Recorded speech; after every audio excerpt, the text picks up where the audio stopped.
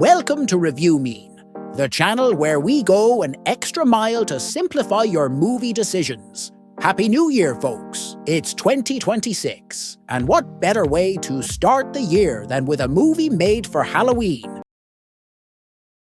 Who does that? Well, maybe it's worth it. So, let's analyze The Primate. The movie is about a bunch of teenagers who make house party plans. The girls are like, so my dad's gone, we have the house to ourselves, party, whee! And then their plans get ruined by Ben, the infected party pooper. Their vacation goes horribly wrong when the family's adopted chimpanzee is bitten by a rabid animal and suddenly becomes violent. Okay, that sounds interesting. Let's hear what my favorite reviewers have to say. At the time of this video, these were the critics that reviewed the movie. Jeremy says the movie is basically a scrapbook of slasher cliches glued together. There are tense stalking scenes, some gnarly, wince-inducing kills, and a surprisingly creepy animatronic chimp head doing most of the heavy lifting. But once the characters start blending into one forgettable blob, and the plot hits the brakes in a swimming pool, Jeremy checks out emotionally. He doesn't think it's very good, at least not until you've taken matters into your own hands. Yeah, now it's a party. Adam, on the other hand, is screaming that Primate is a glorious, under 90-minute horror blessing sent straight from the gore gods. For under 90 gorgeous minutes. Ugh. He loves the simple setup, the fast pace, the vicious kills, and the fact that the chimp looks alarmingly real. He praises the tension, the camera work, the clever use of darkness, and the way the film wastes absolutely none of your time before it starts breaking bones.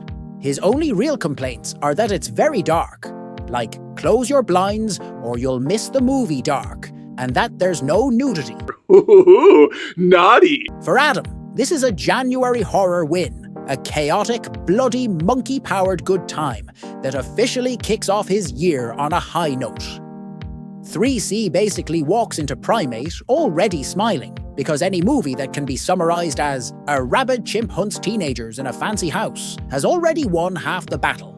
He had the rare joy of seeing it with zero trailers, zero hype, and zero expectations, and came out pleasantly surprised that it wasn't January garbage but January gold. He praises the practical chimp effects, even when it occasionally looks like a dude in a fursuit. He adores the savage R-rated kills, and loves that the movie knows how ridiculous it is, and leans into the fun. His main nitpicks are that it maybe should have made Ben feel more like a tragic family pet instead of a murder mascot, and that some of the kills feel almost too mean.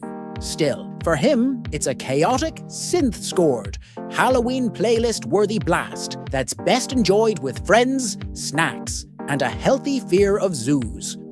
Sean applauds Primate for going hard on the gore and somehow keeping it shocking all the way through. He really enjoys the dark humor, the weirdly playful chimp behavior mixed with brutal violence, and especially a tense, clever sequence using the deaf father that wrings real suspense out of silence. But while he's laughing, wincing, and mildly traumatized, he also finds the movie gets a bit stuck in a loop.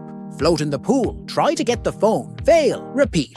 In the end, he thinks it's a fun, bananas animal goes wild flick, just not the best version of the movie it could have been.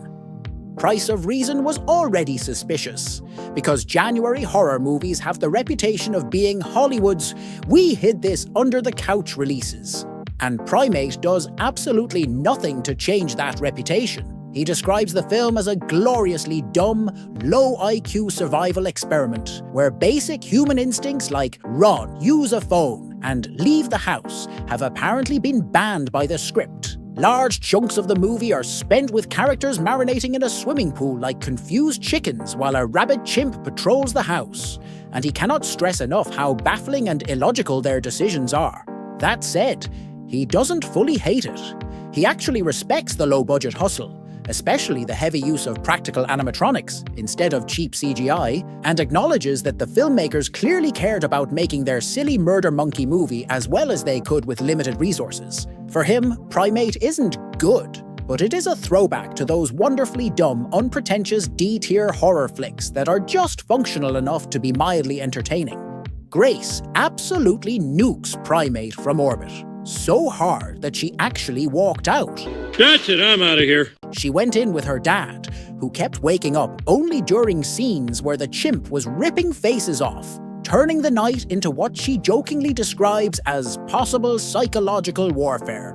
Her biggest issue isn't just the gore, it's that the movie feels less like rabid animal goes wild and more like evil mastermind chimp runs a sadistic escape room, complete with teens who make such bafflingly bad decisions that she started questioning the laws of human survival. She does admit the cliffside glass mansion is gorgeous, but to her, the film wastes great ideas, ignores its own rabies logic, resulting in a glossy, mean-spirited chimp rampage that she bailed on before it could finish breaking her spirit. Now let's round up the numbers and convert to percentage. The review mean score for Primate is 53%, compared to 76% on the tomatometer. So what have we learned? Primate is the kind of movie that divides people into two camps.